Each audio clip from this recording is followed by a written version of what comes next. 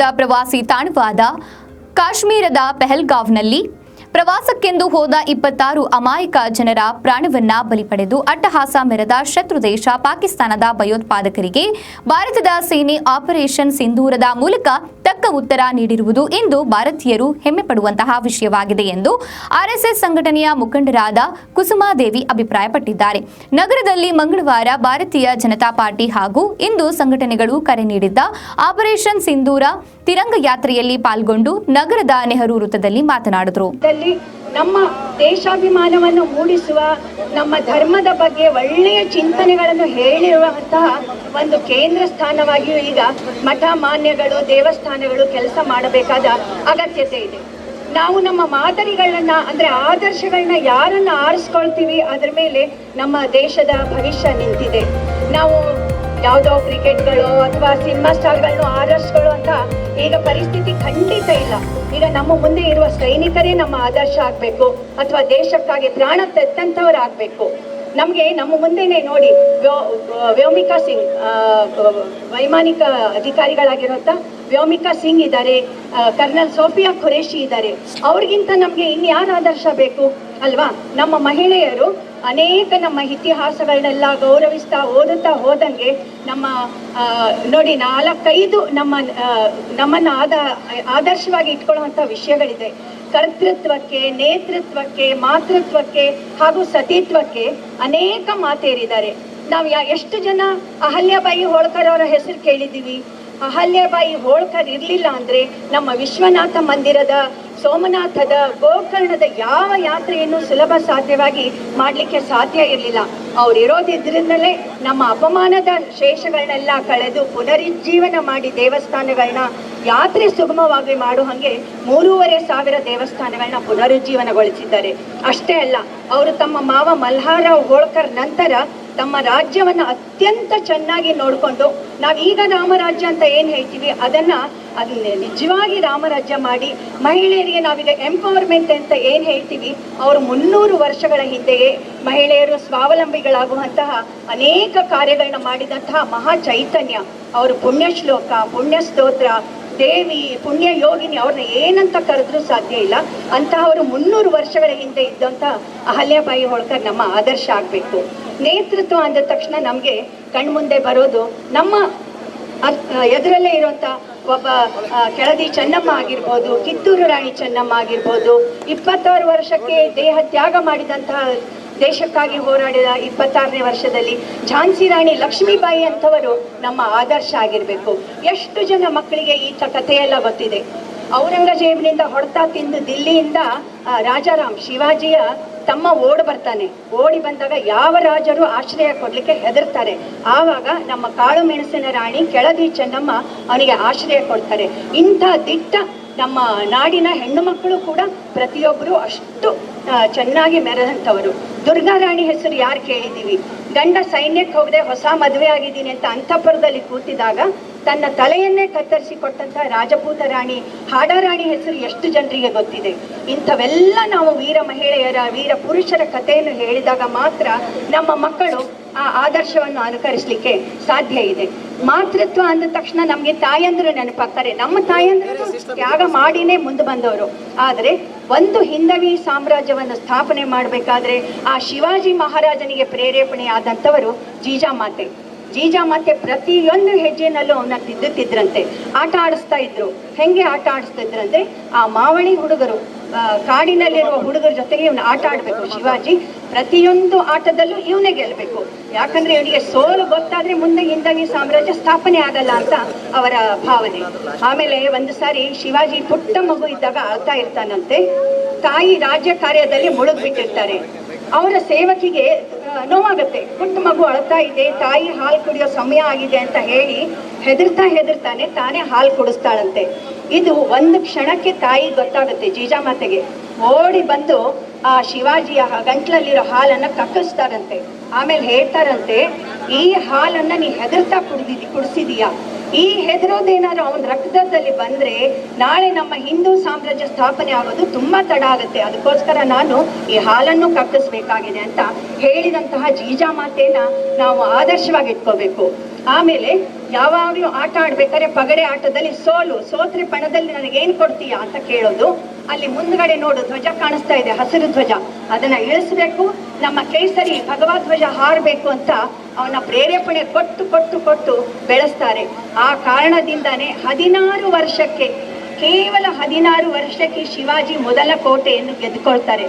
ಹಾಗಾದ್ರೆ ಅವರ ಹಿಂದಿನ ಅದರ ತಯಾರಿ ಎಷ್ಟಿರ್ಬೋದು? 12ನೇ ವರ್ಷಕ್ಕೆ ಶುರು ಮಾಡಿದ್ರ, 13ನೇ ವರ್ಷಕ್ಕೆ ಶುರು ಮಾಡಿದ್ರ?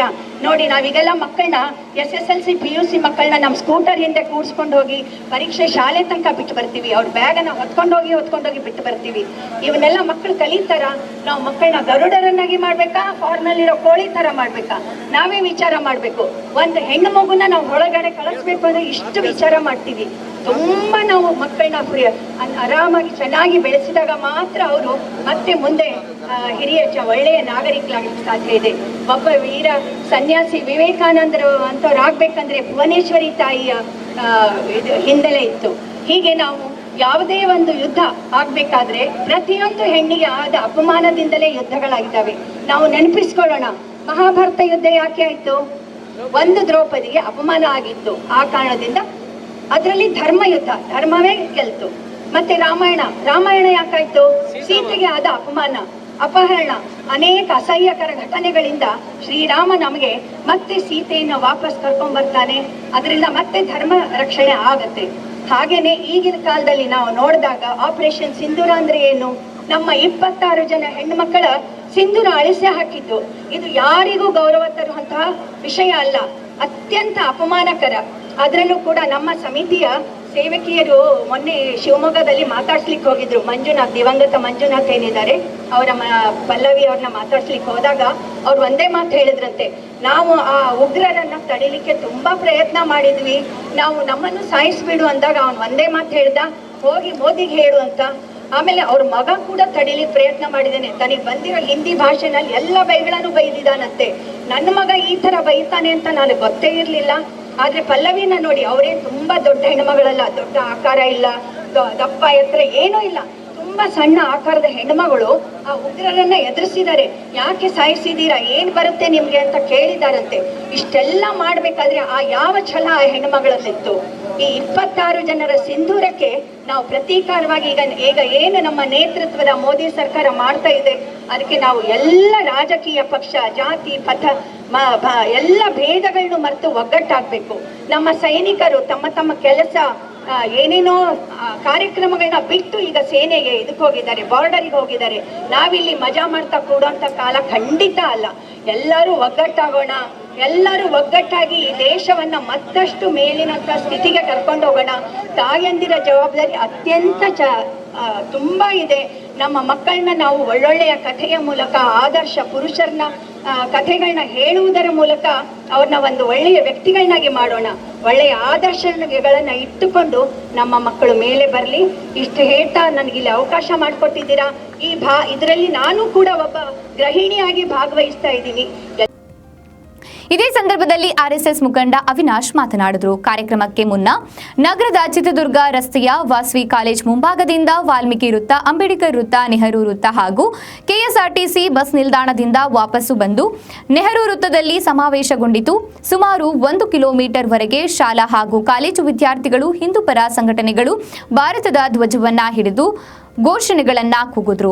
ಈ ಸಂದರ್ಭದಲ್ಲಿ ಬಿಜೆಪಿ ಮುಖಂಡರಾದ ಕೆಟಿ ಕುಮಾರಸ್ವಾಮಿ, ಜಯಪಾಲಯ್ಯ, ಬಾಳೆಕಾಯಿ ರಾಮದಾಸ್, ನಿವೃತ್ತ ತಹಶೀಲ್ದಾರ್ ಎನ್ ರಘುಮೂರ್ತಿ, ಮಾತೃಶ್ರೀ ಮಂಜುನಾಥ್ ಸೇರಿದಂತೆ ಜೆಡಿಎಸ್ ಪಕ್ಷದ ಮುಖಂಡರು ಹಾಗೂ ಸಾರ್ವಜನಿಕರು ಉಪಸ್ಥಿತರಿದ್ದರು. ಜಮ್ಮು ಮತ್ತು ಕಾಶ್ಮೀರ ಎಲ್ಲರೂ ಪಹಲ್ಗಾಂವಲ್ಲಿ ತೀರ್ಕೊಂಡಂತಹ 26 ಜನ ನಾಗರಿಕರಿಗೆ ಮತ್ತು 5 ಜನ ನಮ್ಮ ಸೈನಿಕರು, ವೀರಮರಣವನ್ನಪ್ಪಿದ ಸೈನಿಕರಿಗೆ ಒಂದೇ ಒಂದು ನಿಮಿಷದ ಕಾಲ ಮೌನವನ್ನ ಸೂಚಿಸುವ ಮುಖಾಂತರ ಗೌರವವನ್ನ ಸೂಚಿಸೋಣ.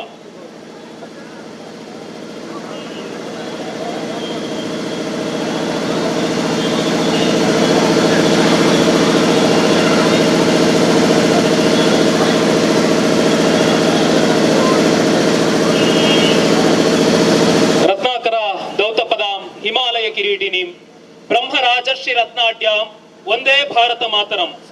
ಅಂದ್ರೆ ನಮಗೆ ಯಾವಾಗ್ಲೂ ಕೂಡ ನಮ್ಮ ಘೋಷಣೆಯಲ್ಲಿ ಹೇಳಿದ ಪ್ರಕಾರ ಭಾರತ ಮಾತೆಯ ಸಿಂಧೂರ ಅಂದ್ರೆ ಜಮ್ಮು ಮತ್ತು ಕಾಶ್ಮೀರ ಅಂತಾನೆ ಬರುತ್ತೆ. ಜಮ್ಮು ಮತ್ತು ಕಾಶ್ಮೀರ ಯಾಕೆ ಅಷ್ಟು ಅವಿಭಾಜ್ಯ ಅಂಗ ಆಗುತ್ತೆ? ಅದು ನಮ್ಗೆಲ್ಲರಿಗೂ ಗೊತ್ತಿರೋ ಹಾಗೆ ವಜ್ರ ಖಚಿತವಾದ ಭಾರತ ಮಾತೆಯ ಕಿರೀಟ ಸ್ಥಾನವನ್ನ ಅಲಂಕರಿಸಿರೋದು ಜಮ್ಮು ಮತ್ತು ಕಾಶ್ಮೀರ. ಆ ಕಾಶ್ಮೀರಕ್ಕೋಸ್ಕರ ಎಷ್ಟೆಲ್ಲ ಮಹಾನುಭಾವರು ಪ್ರಾಣವನ್ನ ಕೊಟ್ಟಿದ್ದಾರೆ, ಎಷ್ಟೆಲ್ಲ ಮಹಾನುಭಾವರು ತ್ಯಾಗವನ್ನು ಮಾಡಿದ್ದಾರೆ. ಈಗಲೂ ಕೂಡ ತಮ್ಮ ಪ್ರಾಣವನ್ನ ಪಣ ಇಟ್ಟಂತಹ ಇಂತಹ ಸೈನಿಕರು ಎಷ್ಟೋ ಜನ ತಮ್ಮ ಹೆಂಡತಿ ಮಕ್ಕಳುಗಳನ್ನ ಬಿಟ್ಟು ಆ ಗಡಿಯಲ್ಲಿ ನಿಂತು, ಆ ಮಂಜಿನಲ್ಲಿ ನಿಂತು ತಾಯಿ ಭಾರತೀಯ ಜೀವನ್ ಮರಣವ ಹೋರಾಟದ ನಡುವೆಯೂ ಕೂಡ ತಾಯಿ ಭಾರತೀಯ ಮರ್ಯಾದೆಯನ್ನ, ಮಾನವನ್ನ, ಆ ಗೌರವವನ್ನ ಉಳಿಸ್ತಕ್ಕಂತಹ ಕೆಲಸವನ್ನ ಆ ಸೈನಿಕರು ಮಾಡ್ತಾ ಇದ್ದಾರೆ. ಆ ಸೈನಿಕರೆಲ್ಲರಿಗೂ ಒಂದ್ಸಲಿ ಜೈಕಾರವನ್ನ ಹೇಳೋಣ. बोलो भारत माता की जय जवान जय ಕಿಸಾನ್. ಆ ರೀತಿಯ ಸೈನಿಕರಿಗೆ ಗೌರವವನ್ನು ಸೂಚಿಸೋದ್ರ ಮುಖಾಂತರ ಕೆಲವೇ 2 ನಿಮಿಷಗಳ ಕಾಲ ಆ ಘಟನೆ ಏನಾಯ್ತು, ಅದಕ್ಕೆ ನಮ್ಮ ಭಾರತದ ಸ್ಪಂದನೆ ಯಾವ ರೀತಿ ಇತ್ತು ಅಂತ ತಿಳಿಸಿ ಈ ಒಂದು ಸಮಾರಂಭವನ್ನು ಮುಗಿಸ್ತಕ್ಕಂಥ ಕೆಲಸ ಮಾಡೋಣ. ನಮ್ಗೆಲ್ಲರಿಗೂ ಗೊತ್ತಿದೆ 22 ಏಪ್ರಿಲ್ ಏನ್ ನಡೀತು ಘಟನೆ. ಅಮಾಯಕರಾಗಿದ್ದಂತಹ ಜನರು ಅಲ್ಲಿ ಹೋಗಿ ಒಂದು ಪ್ರವಾಸದಲ್ಲಿದ್ದಂತಹ ಸಂದರ್ಭದಲ್ಲಿ ವಿನಾಕಾರಣವಾಗಿ ಉಗ್ರರು ಅಲ್ಲಿ ದಾಳಿಯನ್ನ ಮಾಡಿ 26 ಜನ ಅಮಾಯಕ ಜನಗಳ ಪ್ರಾಣವನ್ನ ಹರಣ ಮಾಡಿದ್ರು. ಆ ಒಂದು ಹರಣದ ಸಂಕೇತವಾಗಿ ಭಾರತದ ಮಾತೆಯರ ಎಷ್ಟೊಂದು ಜನರ ಸಿಂಧೂರವನ್ನ ಅಳಿಸ್ತಕ್ಕಂತಹ ಕೆಲಸ ಉಗ್ರರು ಮಾಡಿದ್ರು. ಅದಕ್ಕೆ ಪ್ರತ್ಯುತ್ತರವನ್ನು ಕೊಡಬೇಕಾಗಿತ್ತು.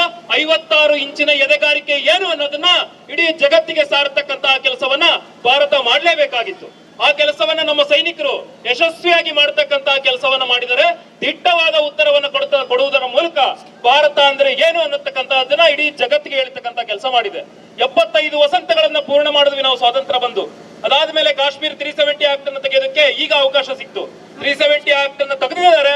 ಮುಂದೆ ಭಾರತ ವಿಶ್ವಗುರು ಆಗುತ್ತೆ ಅನ್ನೋದನ್ನ ತಿಳ್ಕೊಂಡು ಎದುರಿದಂತಹ ಪಕ್ಕದ ಪಾಕಿಸ್ತಾನ ಇಂತಹ ಉಗ್ರ ನೆಲೆಗಳನ್ನ ಸ್ಥಾಪನೆ ಮಾಡಿ ಗಡಿಯಲ್ಲಿ ಉಗ್ರ ನೆಲೆಗಳನ್ನ ಸ್ಥಾಪನೆ ಮಾಡಿ ಭಾರತವನ್ನ ಎದುರಿಸ್ತಕ್ಕಂತಹ ಕೆಲಸ ಮಾಡ್ತು. ಅಂದ್ರೆ ಸೈನಿಕ ಶಕ್ತಿಯಿಂದ ಭಾರತವನ್ನ ಎದುರಿಸೋದು ಕಷ್ಟ ಅಂತಂದೇಳಿ ಅರ್ಥ ಮಾಡ್ಕೊಂಡಂತಹ ಪಾಕಿಸ್ತಾನ ಉಗ್ರರನ್ನ ಕಾವಲು ನಾಯಿಗಳ ರೀತಿ ಬಿಟ್ಟು ಈ ಒಂದು ಭಾರತವನ್ನ ಎದುರಿಸ್ತಕ್ಕಂತಹ ಕೆಲಸ ಮಾಡ್ತೀವಿ ಅಂತಂದೇಳಿ ತಿಳ್ಕೊಂಡಿತ್ತು. ಆದ್ರೆ ಅದು ಬಹಳ ಉಲ್ಟಾ ಆಯ್ತು. ಹೇಗಾಯ್ತು ಅನ್ನೋದನ್ನ ನಾವೆಲ್ಲ ನೋಡಿದೀವಿ. ಆಪರೇಷನ್ ಸಿಂಧೂರ್, ಎಲ್ಲರೂ ಹೇಳಿ ಒಂದ್ಸರಿ. ಆಪರೇಷನ್ ಸಿಂಧೂರ ಅಂತ ಅಂದ್ರೆ ನಾವಾಗ್ಲೇ ಹೇಳಿದೀವಿ, ಭಾರತ ಮಾತೆಯ ಸಿಂಧೂರ ಜಮ್ಮು ಮತ್ತು ಕಾಶ್ಮೀರ. ಇದ್ರ ತಂಟೆಗೆ ಬಂದ್ರೆ ಮುಟ್ಟಿ ನೋಡಿಕೊಳ್ಳುವಂತಹ ಉತ್ತರವನ್ನ ಭಾರತ ಕೊಡುತ್ತೆ ಅಂತಕ್ಕಂತಹ ದಿಟ್ಟ ಉತ್ತರವನ್ನ ಭಾರತೀಯ ಸೇನೆ ಕೊಟ್ಟಿದೆ. ಆ ರೀತಿಯ ಉತ್ತರವನ್ನ ಕೊಟ್ಟ ಮೇಲೆ ಭಾರತ ಯಾವ ರೀತಿ ಇವತ್ತು ತಿರಂಗ ಯಾತ್ರೆಯನ್ನು ಮಾಡಿದ್ವಿ. ತಿರಂಗ ಯಾತ್ರೆಯ ಅರ್ಥ ಏನು, ಏನಕ್ಕೋಸ್ಕರ ಇಷ್ಟೊಂದು ಜನ ಎಲ್ಲ ಸೇರಿ ತಿರಂಗ ಯಾತ್ರೆಯನ್ನು ಮಾಡಿದ್ರು? ನಮ್ಮೆಲ್ಲರ ಕೈಯಲ್ಲಿ ಇರ್ತಕ್ಕಂಥ ತ್ರಿವರ್ಣ ಧ್ವಜ ಹಸಿರು ಸಮೃದ್ಧಿಯ ಸಂಕೇತ. ಅಂದ್ರೆ ಇಲ್ಲಿರ್ತಕ್ಕಂಥ ರೈತ ಅನ್ನವನ್ನ ಬೆಳಿಬೇಕು, ಇಲ್ಲಿರ್ತಕ್ಕಂಥ ಎಲ್ಲ ದೇಶದಲ್ಲಿ ಇರ್ತಕ್ಕಂಥ ಸಮೃದ್ಧಿ ತುಂಬಿರ್ಬೇಕು. ಅದಾದ್ಮೇಲೆ ಶಾಂತಿ, ಬಿಳಿಯ ಸಂಕೇತ ಶಾಂತಿ. ಅಂದ್ರೆ ಎಲ್ಲಿವರೆಗೂ ಶಾಂತಿ? ನಮ್ಮ ತನವನ್ನ ಕಾಯ್ದುಕೊಳ್ಳೋವರೆಗೂ ಶಾಂತಿ. ಯಾರೋ ಒಬ್ಬರು ಮಹಾನುಭಾವರು ಹೇಳ್ತಾ ಇದ್ರು, ರೈಟರ್ಗಳು, ನಮ್ಮ ಸೈನಿಕರ ಬಂದೂಕಿನ ನಳಿಕೆಯಲ್ಲಿ ಗುಬ್ಬಿ ಗೂಡು ಕಟ್ಟಬಾರದೆ ಅಂತಕ್ಕಂತ ಕವಿತ್ವವನ್ನು ಬರೀತಕ್ಕಂತ ಕೆಲಸ ಮಾಡಿದ್ರು. ಅವರಿಗೆ ಗೊತ್ತಿಲ್ಲ, ಬಂದೂಕಿನ ನಳಿಕೆಯಲ್ಲಿ ಗುಬ್ಬಿ ಗೂಡು ಕಟ್ಟಿದ್ರೆ ಪಕ್ಕದ ದೇಶಗಳು ಹುಡುಕಿ ಹೊಡಿತವೆ ಅಂತಕ್ಕಂತ ಮಾತು. ಆ ರೀತಿಯ ಸಾಹಿತ್ಯಕ್ಕೆ ಇವತ್ತೆಂದು ಬೆಲೆ ಇಲ್ಲ. ಇವತ್ತೆಲ್ಲರೂ ಯುವಕರು, ಸಣ್ಣ ಹುಡುಗರಿಂದ ಹಿಡಿದು ತಿರಂಗವನ್ನ ಹಿಡ್ಕೊಂಡು ಭಾರತ್ ಮಾತೆಗೆ ಜೈಕಾರ ಹೇಳ್ತಿದ್ದಾರೆ. ಭಾರತ ಮಾತೆಗೆ ಜೈಕಾರ, ವೀರ ಶಿವಾಜಿಗೆ ಜೈಕಾರ, ವೀರ ಪ್ರತಾಪ ಸಿಂಹಗೆ ಜೈಕಾರ. ಹಾಗೆ ನಮ್ಮ ಸೈನ್ಯದ ಮುಖ್ಯಸ್ಥರು ಹೇಳಿದ್ರು, ಶಿವತಾಂಡವ ಸ್ತೋತ್ರವನ್ನ ಹಾಕುವ ಮುಖಾಂತರ ಅಫಿಷಿಯಲ್ ಆರ್ಮಿ ಪೇಜ್ ಅಲ್ಲಿ ಭಾರತ ಅಂದ್ರೆ ಏನು, ಭಾರತ ತನ್ನ ಸತ್ವದ ಮೇಲೆ ಹೇಗೆ ಎದ್ದು ನಿಂತಿದೆ, ಭಾರತ ನಿಜವಾದ ಸತ್ವವನ್ನ ಜಾಗೃತಿ ಮಾಡಿಕೊಂಡು ಇವತ್ತು ಬ್ರಹ್ಮೋಸ್ ಅಂತ ಕ್ಷಿಪಣಿಗಳು, ರಫೇಲ್ ಅಂತ ಕ್ಷಿಪಣಿಗಳು ಭಾರತದ ಸೈನ್ಯಕ್ಕೆ ಒಂದು ಪುಷ್ಟವಾದ ಶಕ್ತಿಯನ್ನ ಕೊಟ್ಟಿದೆ. ಆ ಶಕ್ತಿಯ ಮುಖಾಂತರ ಪಾಕಿಸ್ತಾನವನ್ನ ಬಗ್ಗು ಬಡಿಯುವ ಕೆಲಸವನ್ನ ಮೊನ್ನೆ ಆಪರೇಷನ್ ಸಿಂಧೂರದಲ್ಲಿ ಮಾಡಿದ್ದಾರೆ. ಯಾವ ರೀತಿ ಹೊಡೆದ್ರು ಅಂತ ಅಂದ್ರೆ, ಏನು ಪ್ರಪಂಚದ ದೊಡ್ಡಣ್ಣ ಅಂತ ಕರ್ಸ್ಕೋಬೇಕಾಯ್ತು, ಅಮೆರಿಕ ಬರಬೇಕಾಯ್ತು, ದಯವಿಟ್ಟು ಯುದ್ಧ ನಿಲ್ಲಿಸಿ ಅಂತ ಕೇಳ್ಕೊಳ್ಳುವಂತಹ ಪರಿಸ್ಥಿತಿಗೆ ಒಂದು ಪ್ರಪಂಚವನ್ನು ತಂದು ನಿಲ್ಲಿಸ್ತಕ್ಕಂತಹ ಕೆಲಸ ಭಾರತದ ನಾಯಕತ್ವ, ಭಾರತದ ಸೈನ್ಯ, ಭಾರತದ ನಾಗರಿಕರಾದ ನಾವೆಲ್ಲರೂ ಸೇರಿ ಒಗ್ಗಟ್ಟಾಗಿ ಭಾರತವನ್ನು ಕಟ್ಟುವ ಮುಖಾಂತರ ಜಗತ್ತಿಗೆ ಭಾರತ ಅಂದ್ರೆ ಏನು, ಭಾರತ ಮಾತೆ ಅಂದ್ರೆ ಏನು, ಮುಂದೆ ಒಂದಲ್ಲ ಒಂದು ದಿನ ನಾವು ನೋಡ್ತೀವಿ ಭಾರತ ಮಾತೆ ವಿಶ್ವಗುರುವಾಗಿ ನಿಲ್ಲುವ ಸ್ಥಾನವನ್ನ ಅಲಂಕರಿಸುತ್ತೆ ಅಂತ ನಾವೆಲ್ಲರೂ ನೋಡ್ತೀವಿ. ಆ ಒಂದು ಮಂಗಳ ಗಳಿಗೆಗೆ ನಾವೆಲ್ಲರೂ, ನಮ್ಮ ಮುಂದಿನ ಜನತೆ ಸಾಕ್ಷಿಯಾಗತಕ್ಕಂತಹ ಕೆಲಸವನ್ನ ಮಾಡಬೇಕು ಅಂದ್ರೆ ನಾವೆಲ್ಲ ನಾಗರಿಕರ ನೀತಿ ಸಂಹಿತೆಗಳನ್ನ ಪಾಲನೆ ಮಾಡಬೇಕು, ಸೈನಿಕರಿಗೆ ಗೌರವಗಳನ್ನ ಕೊಡಬೇಕು.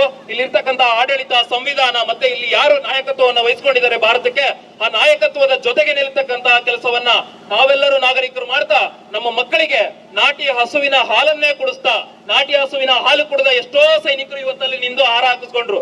ಅಂದ್ರೆ ಆ ಒಂದು ಪೌರುಷ, ಆ